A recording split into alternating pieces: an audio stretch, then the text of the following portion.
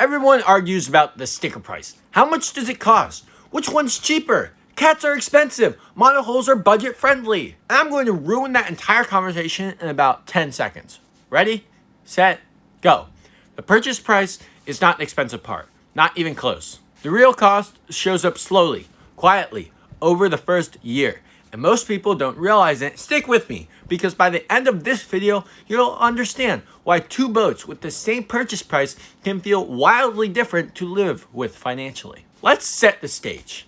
If you're choosing between a catamaran and a monohull, you've probably already noticed the obvious difference. Cats cost more upfront, monohulls look cheaper, end of the story.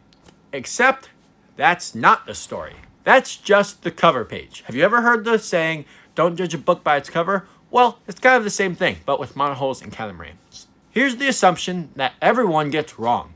They think cost is a single number. It's not. Cost is a behavior. It's how the boat interacts with marinas, anchorages, weather, maintenance schedules, and your lifestyle choices. And catamarans and monohulls behave very differently.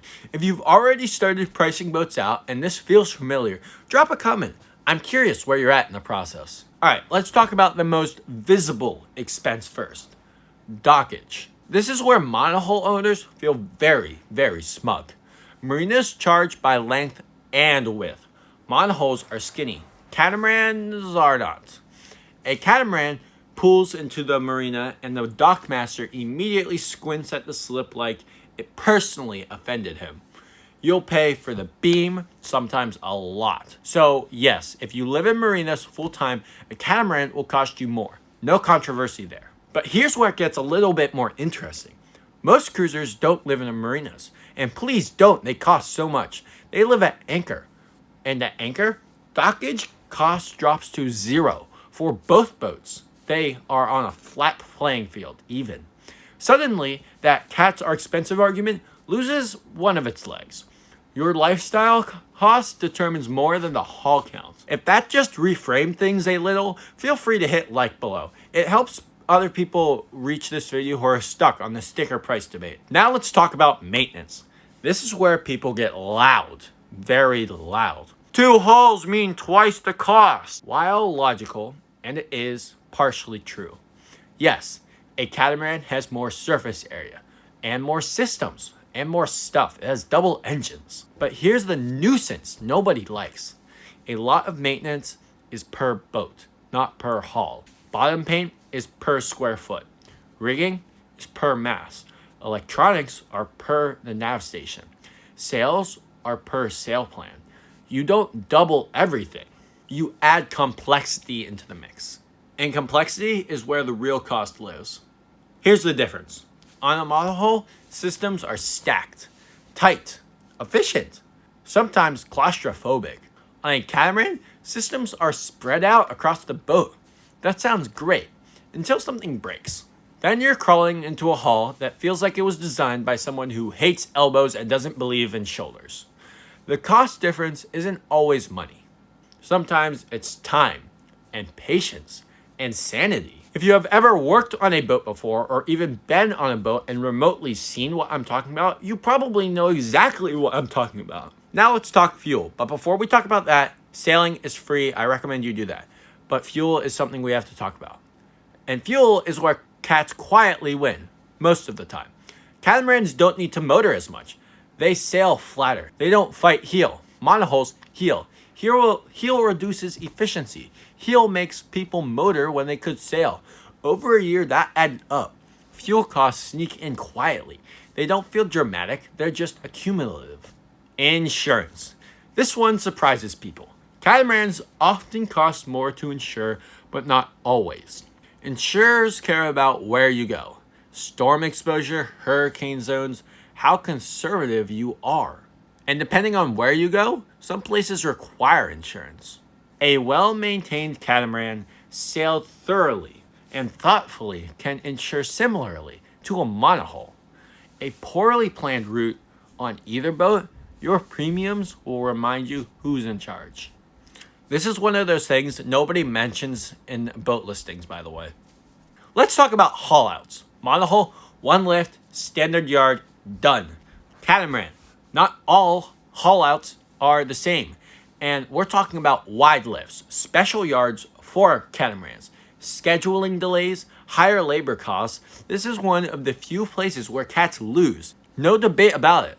Haul outs cost more, but here's the trade-off. Catamarans often haul out less frequently because anchoring. Please anchor, it's cheaper. Which brings us to the sneakiest cost of all, anchoring. I've said this 1,000 times, anchor, it's cheaper. Catamarans are incredible at anchor. Flat, stable, comfortable. Who doesn't want that?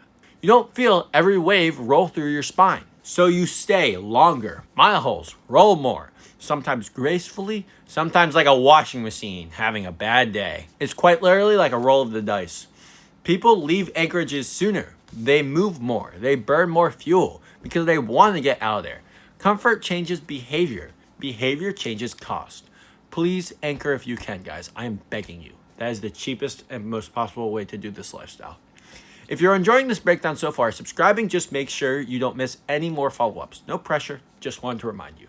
And this is the moment where the whole conversation flips on its head, because the real cost difference isn't catamaran versus monohull.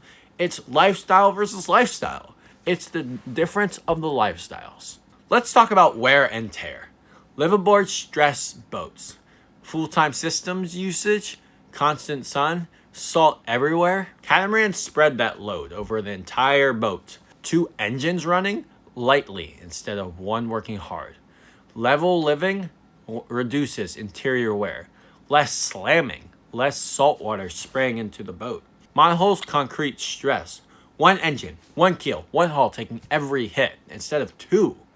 Neither is bad, but the wear shows up differently, and the tear shows up fast. Here's another thing nobody budgets for. Upgrades. Your investment, so to speak. Your solar, your water maker, your storage solutions. Cats love solar. Big roofs, easy installs. Who doesn't love it? Monohulls can do solar, but it's kind of like a puzzle because you have limited space. More time, more custom work, sometimes more money, depending on how much solar you put up. Over a year, that matters, and that can reduce or increase your cost dramatically. Let's answer the question. What's the real cost after 1 year? Here's the most honest answer that nobody wants to tell you. Catamarans cost more in bursts. Monohulls cost more in drips. Cats hit you with one big, obvious expense. Marinas, haul outs, and parts. Monohulls quietly bleed money through fuel, motion fatigue, and instrumental wear. Neither is cheap. They're expensive in different ways, some physically and some emotionally. So which is actually cheaper? Wrong question. The real question is this: where am I going to spend most of my time? If you live in marinas, monohull wins. If you live at anchor, the gap shrinks dramatically. Although both can do anchor, catamarans are much more stable. If comfort keeps you cruising longer instead of quitting early, that might be the most expensive thing at all. But it really comes down to, if you want to anchor, picking good anchorages. Here's the truth. The most expensive boat isn't a cat or monohull. It's the one you stop using because you underestimate comfort or maintenance or your tolerance for motion. So here's the best and real advice I can give. Don't budget for the boat. Budget for your life. Budget for your future. Because after 1 year, that's what your bank account will reflect. Maybe live a year on a monohull and see how you like it. If you like anchoring out with a monohull, good, keep doing it. It is the best, most possible, and cheapest way of this lifestyle, really. But if you don't like it, but you still want to continue this lifestyle, then you have to make the choice. Monohull or catamaran. If you choose catamaran, go anchor. If you choose monohull and you don't like the motion, choose marinas. But keep in mind, they add up really fast. If you want, I can break this down even deeper. Real numbers, real examples, actual cruising budgets. Hit subscribe so you don't miss that. Like the video if this saved you from a very expensive assumption. And watch the next one, because once you understand cost, boat shopping gets a lot more honest. That's all I've got for you guys today. Peace.